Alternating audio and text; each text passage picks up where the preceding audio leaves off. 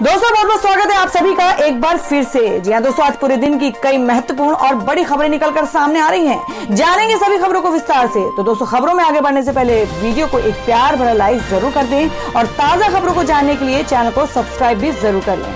तो देखते हैं पहली बड़ी खबर क्या निकल कर आ रही है।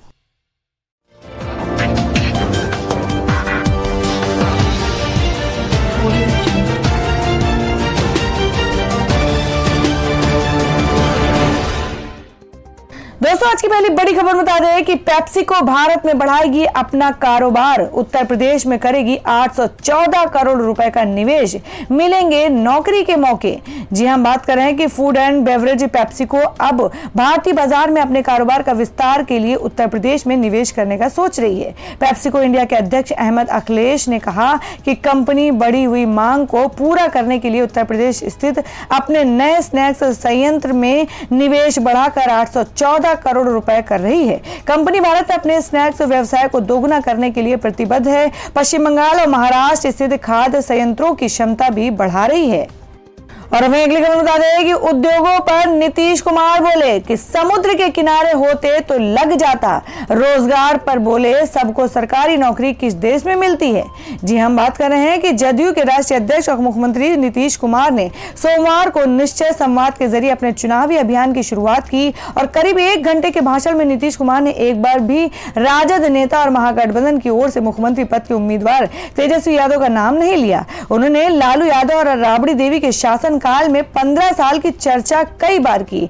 नीतीश कुमार ने लोगों से कहा कि आप काम देखकर फैसला करिए, अगर हमारा काम पसंद है तो फिर से मौका दीजिए। नीतीश ने कहा कि जनता मालिक है, काम के आधार पर वोट दीजिए, हमारा काम पसंद है तो मौका दीजिए, अगर काम पसंद नहीं है तो फैसला करने का अधिकार आपको है। पर इतना जान लीजिए कि दूसरे लोगों में दम नहीं है, वे लोग सिर्फ जुबान चलाते हैं, वे समाज को बांटने में लगे हैं, इनसे सतर्क करना है। इन लोगों को ना काम करने का अनुभव है और ना ही इच्छा शक्ति।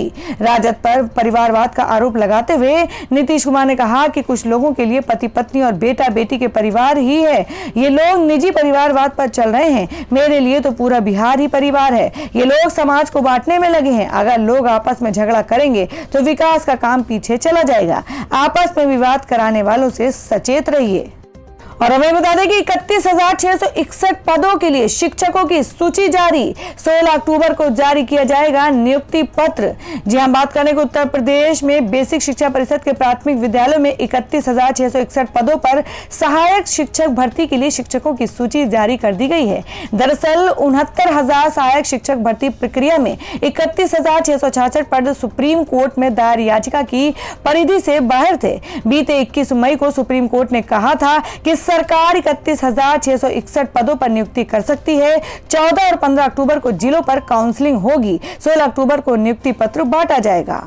बड़ी खबर बता दें कि राजीव बजाज का बड़ा फैसला, इन 3 न्यूज चैनलों को टीआरपी स्कैम के चलते किया ब्लैकलिस्ट, नहीं देंगे एडवर्टीजमेंट। जी आपको बता दें कि टीआरपी रेटिंग में आगे रहने के लिए कुछ चैनल समझ के लिए गलत माने जाने वाले कंटेंट को दिखा रहे हैं। इसी वजह से अब खबर आ रही है कि ऑटो सेक्टर के दिग्गज कंपनी बजाज ऑटो ने 3 न्यूज चैनलों को विज्ञापन के लिए ब्लैकलिस्ट कर दिया है। रिपब्लिक टीवी सहित 2 मराठी चैनलों पर फर्जी टीआरपी बनाने की खबर के बीच प्रसिद्ध उद्योगपति एमडी राजीव बजाज ने कहा कि उनकी कंपनी बजाज ऑटो ने विज्ञापनों के लिए 3 चैनलों को ब्लैकलिस्ट कर दिया है। बजाज के इस फैसले से आने वाले समय में इन तीनों चैनलों के रेवेन्यू पर बुरा असर पड़ सकता है। और अब बता दें कि दिल्ली मुंबई के अलावा इस रूट पर दौड़ेगी 130 किलोमीटर की रफ्तार वाली ट्रेन। जी हां आपको बता दें कि भारतीय रेलवे ने बड़ा फैसला लिया है। रेलवे जल्द ही प्रमुख रूटों पर खास ट्रेनों में ऐसी कोच वाली ट्रेन चलाएगा। इस फैसले पर रेलवे की दलील है कि ट्रेनों को 130 किलोमीटर की स्पीड से चलाने के लिए ऐसा करना जरूरी है। रेलवे कोच फैक्ट्री में जल्द ही ऐसी ट्रेन के कोच तैयार हो जाएंगे जो कि प्रोटोटाइप होगा। इस पर यात्रियों की प्रतिक्रिया और सुझाव बदलाव के बाद इस योजना को बड़े पैमाने पर लागू किया जाएगा। रेलवे के मुताबिक फिलहाल दिल्ली मुंबई और दिल्ली कोलकाता रूट को 130 किलोमीटर की रफ्तार वाली ट्रेन के लिए तैयार किया जा रहा है, जिसके बाद रेलवे दिल्ली मुंबई चेन्नई और कोलकाता को जोड़ने वाली गोल्डन क्वाड्रिलेटरल और गोल्डन डायगोनल पर ऐसी ट्रेनें चलाई जाएंगी। इस पूरे मामले पर रेलवे की दलील है कि स्लीपर क्लास और जनरल क्लास में तेज ट्रेनों में मुसाफिरों को परेशानी हो सकती है और यात्रियों को परेशानी की वजह से ट्रेनों की रफ्तार नहीं बढ़ाई जा सकती। और हमें अगली खबर बता दें कि सरकारी कर्मचारियों को मोदी सरकार का बड़ा तोहफा, अब घूमने फिरने के लिए मिलेगा स्पेशल पैसा। जी हां, हम बात करें कि केंद्र सरकार ने अर्थव्यवस्था में मांग को बढ़ाने के लिए कई महत्वपूर्ण ऐलान किए हैं। वित्त मंत्री निर्मला सीतारमण ने कल कंज्यूमर खर्च बढ़ाने के लिए LTC के तहत कैश वाउचर स्कीम का ऐलान किया है। वित्त मंत्रालय ने केंद्र सरकार के कर्मचारियों के लिए लीव ट्रैवल कंसेशन यानी LTC को लेकर विशेष ऐलान किया है। इसके तहत केंद्रीय कर्मचारियों को 4 साल में एक बार LTC का लाभ दिया जाएगा। एक LTC उन्हें भारत में कहीं भी घूमने के लिए और एक होम टाउन जाने के लिए दिया जाएगा। भारत में कहीं और घूमने की स्थिति में होम टाउन जाने के लिए 2 बार LTC का लाभ दिया जाएगा। इस स्कीम के तहत कर्मचारियों के स्किल और पद के आधार पर उन्हें हवाई या ट्रेन यात्रा की प्रतिपूर्ति दी जाएगी। इसके अलावा 10 दिन की छुट्टी पे प्लस DA का भी प्रावधान होगा। और अब बता दें कि बजाज के बाद अब पार्ले जी ने जहरीले चैनलों को विज्ञापन किया बंद। सोशल मीडिया पर ट्रेंड होने लगी कंपनी।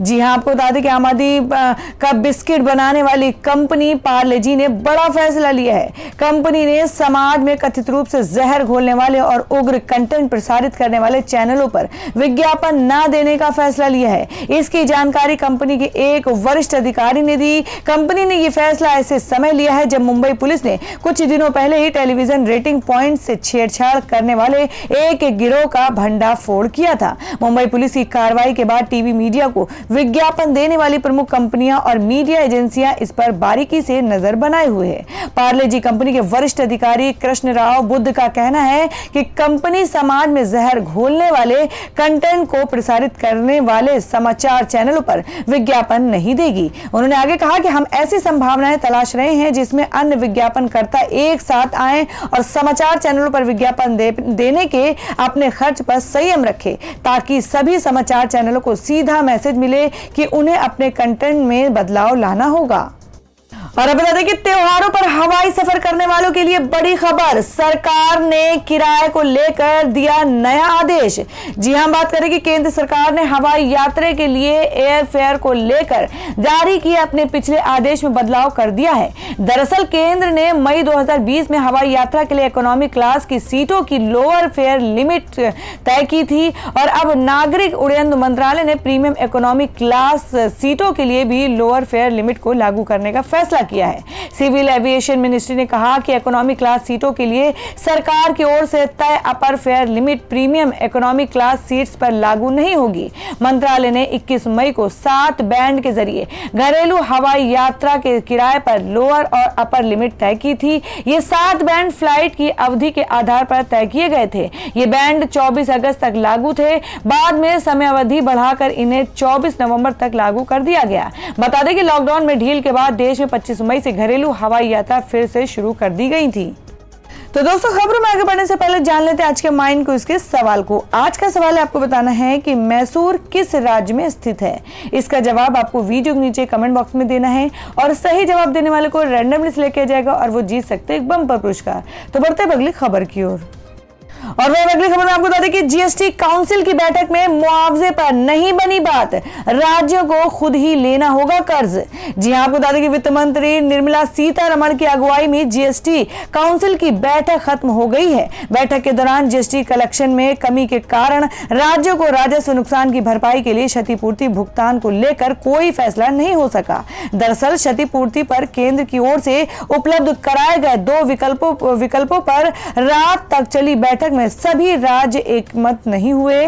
बता दें कि कल की बैठक 5 अक्टूबर को हुई जीएसटी काउंसिल की 42वीं बैठक का ही हिस्सा थी। वीडियो कॉन्फ्रेंसिंग के जरिए हुई इस बैठक में वित्त मंत्री निर्मला सीतारमण, अनुराग सिंह ठाकुर और सभी राज्यों के केंद्र शासित प्रदेशों के वित्त मंत्री ने हिस्सा लिया।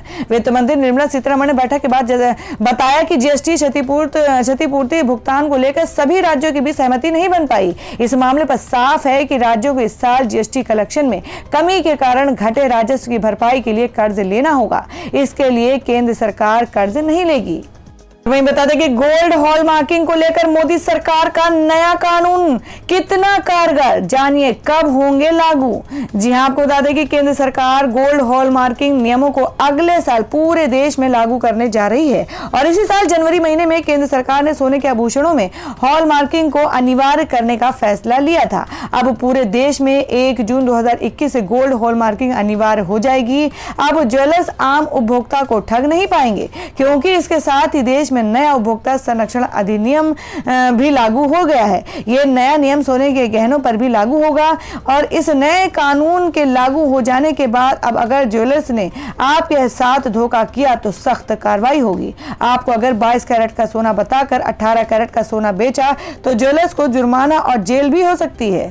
और अभी अगली खबर बता दें कि पीएम मोदी ने जारी किया 100 रुपए का सिक्का, जानिए क्यों है ये बेहद खास।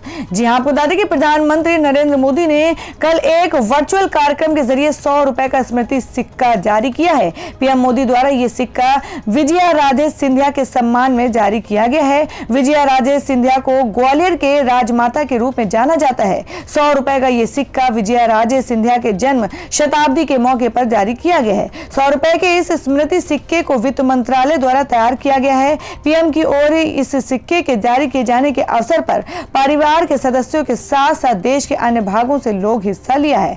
वित्त मंत्रालय की तरफ से जारी किए गए 100 रुपए के इस सिक्के के दोनों तरफ को खास तौर से डिजाइन किया गया है। इस सिक्के के एक तरफ राजमाता विजया राजे सिंधिया की तस्वीर है और इसी तरफ ऊपरी हिस्से हिंदी में श्रीमती विजया राजे सिंधिया की जन्म शताब्दी लिखा है। नीचे की ओर यह अंग्रेजी में लिखा हुआ है। सिक्के के इसी तरफ उनके जन्म का साल 1919 को और जन्म शताब्दी 2019 से लिखा हुआ है। इस सिक्के को दूसरी ओर हिंदी और अंग्रेजी में भारत लिखा हुआ है। सिक्के के दूसरी ओर ही अशोक स्तंभ का चिन्ह बना हुआ है।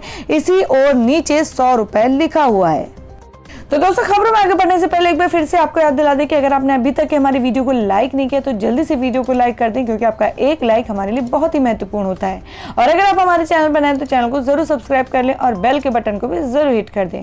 और हमारी पूरी न्यूज को जानने के लिए वीडियो को लास्ट तक जरूर देखें। बढ़ते अगली खबर की ओर। और हमें अगली बड़ी खबर बता दें कि शाहरुख खान, सलमान खान, करण जौहर और आमिर खान समेत 34 फिल्म प्रोड्यूसर ने लगाई हाई कोर्ट में पिटीशन। लिखा, बॉलीवुड को बदनाम करने से रोका जाए। जी हां, बात कर रहे हैं कि बॉलीवुड ने मीडिया पर गैर जिम्मेदाराना और अपमानजनक रिपोर्टिंग का आरोप लगाया है।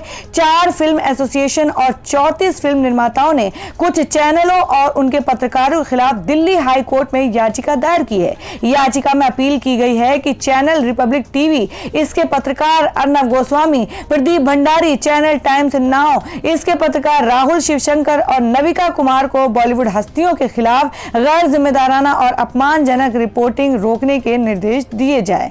आपको पूरी जानकारी के लिए आप स्क्रीन पर देख सकते हैं। बढ़ते अगली खबर की ओर।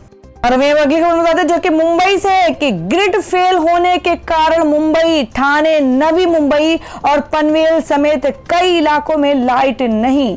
2 घंटे बंद रहने के बाद लोकल ट्रेनें शुरू हुई।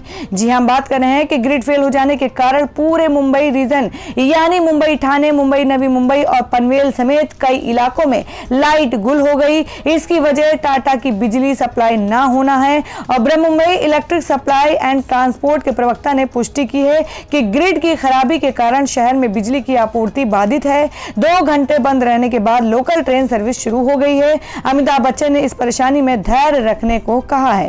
टाटा पावर ने ट्वीट किया कि सोमवार सुबह 10:10 पर कलवा खारगर स्थित MSETCL में खराबी आई। इसके चलते मुंबई समेत कई इलाकों में ट्रांसमिशन बाधित हुआ। सुधार कार्य जारी है। 3 हाइड्रो यूनिट से सप्लाई लाई जा रही है। और दोस्तों वहीं जान लेते हैं क्या है देश भर में सोने या चांदी के भाव। आपको बता दें कि सोना 240 रुपए और चांदी 786 रुपए हुई महंगी। जानिए क्यों। जी हम बात करें कि अमेरिकी डॉलर के मुकाबले रुपए में आई कमजोरी की वजह से घरेलू बाजार में सोने की कीमतें एक बार फिर से बढ़ गई हैं। दिल्ली सराफा बाजार में 10 ग्राम सोने का भाव 240 रुपए और 1 किलोग्राम चांदी के दाम 786 रुपए तक बढ़ गए हैं। हालांकि कारोबारियों का कहना है कि अंतर्राष्ट्रीय स्तर पर सोने की कीमतों में गिरावट आई है। हालांकि कीमतों में यहां से बड़ी तेजी की कोई संभावना नजर नहीं आती है। अगर डॉलर में मजबूती लौटी तो सोने की कीमतों में एक बार फिर से तेज गिरावट आ सकती है। आपको बता दें कि दिल्ली सराफा बाजार में शुक्रवार को सोना 236 रुपए प्रति 10 ग्राम पर महंगा हुआ था। इसके बाद यहां सोने का नया भाव 51,558 रुपए प्रति 10 ग्राम के स्तर पर पहुंच गया।